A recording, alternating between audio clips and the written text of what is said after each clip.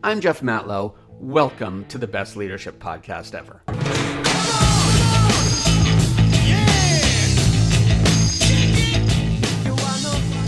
Welcome back to the best leadership podcast ever, where every week we reframe your daily behaviors to help you catapult your career. My name's Jeff Matlow. I'm a recovering entrepreneur, 3 times actually. Enough's enough, right? Now I work with leadership teams to help them create cultures of productivity and inspiration. And speaking of leadership teams, I want to start off today with an apology. I feel like I have to apologize to you. Well, I don't have to, but I want to. You see, every week I talk a lot about leadership. You've probably figured that out by now. But I've been avoiding one major topic in our conversations. You see, in almost every one of my ramblings, I discuss leadership traits as if there were some ideal leadership personality to strive for. If you listen to my podcasts in a vacuum, and I don't know how you got in the vacuum, but that's a you problem, you may end up thinking that I'm trying to mold you into a very specific type of leader. I'm not, so you can climb out of your vacuum now. The reality is that there's not one type of perfect leader. In fact, there's no such thing as a perfect leader. Different types of leaders work better at different stages of a company's development. And there are actually 5 types of leadership personalities. Each one of those personalities has its pros and cons when it comes to a company's stage of growth.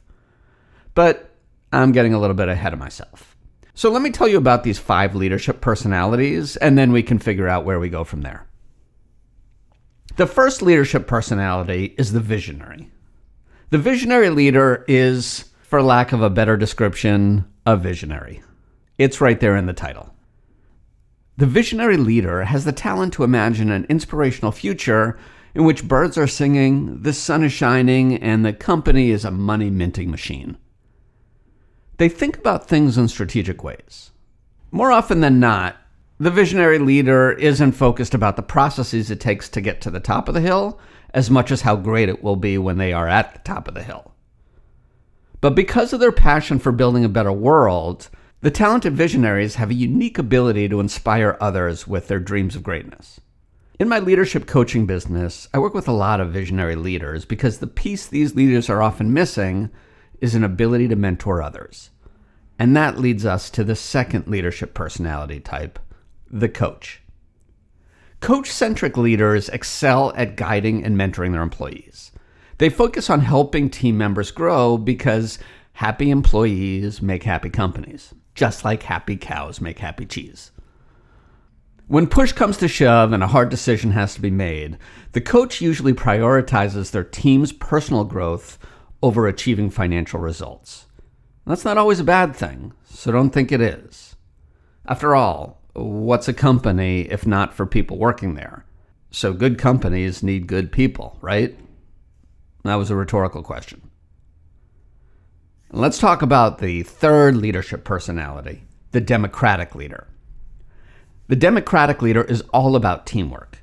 They're naturally curious people who are interested in and open to different ways of accomplishing a goal. The democratic leader gets their jollies by empowering people to take ownership and to collaborate. If there were a mantra that guides the democratic leader, it's probably teamwork makes the dream work. Sure, that's cliche, but if you want more creativity, go talk to a visionary leader. And this brings us to leadership personality number 4, the autocrat. Autocrats are all about control. For whatever reason, they believe they know best, and as a result, they're the ones who need to make all the decisions. Autocrats are sometimes stubborn and can sometimes be hard to work with. I know, because I'm usually called in as a coach to help autocrat leaders evolve. But autocrats aren't necessarily bad leaders. It depends on the situation. In fact, an autocrat is oftentimes the only one that can help an organization stay on track and succeed. However, they are the exact opposite of the servant leader, who happens to be the 5th leadership personality. Where autocrats always put themselves first, servant leaders always put their employees first. The servant leader's primary goal is to help others succeed, and they do this by teaching others how to be good leaders. If there is a leading strength of the servant leader, it's their ability to selflessly support and empower their team. And when the servant leader does their job well, they almost seem irrelevant. And that's their goal. So again, the 5 leadership types are the visionary, the coach, the democratic leader, the autocrat, and the servant leader. I'm guessing you identify with at least one of those personality types. Which one? Let me know, by the way. You can email me at leadership@bytitleonly.com. I'd love to know which one you identify with and why. And if you're anything like me, you probably got triggered by hearing about a few of the leadership personalities. Honestly, I think I broke into hives a few times while saying this because it got me thinking about some leaders in my past that I really didn't want to think about again. That type of response is okay. It's expected. But what I'm here to tell you today is that each leadership personality has its place in the growth of an organization. As companies grow, their needs evolve, and so do the leadership personalities that are needed to address that changing organization. As luck would have it, there are 5 phases of an organization's growth, and they perfectly align with the 5 types of leadership personalities. But I've talked enough for now. Stay tuned for next week's episode, where I'm going to talk about the 5 phases of company growth and which leadership personality is best suited for each phase. In the meantime, thank you for listening. If you like this, share it with some other people. Maybe rate it 5 stars, maybe leave a review. Wouldn't that be nutty? Either way, I appreciate you. I appreciate you being here, and we'll talk to you next week. Bye.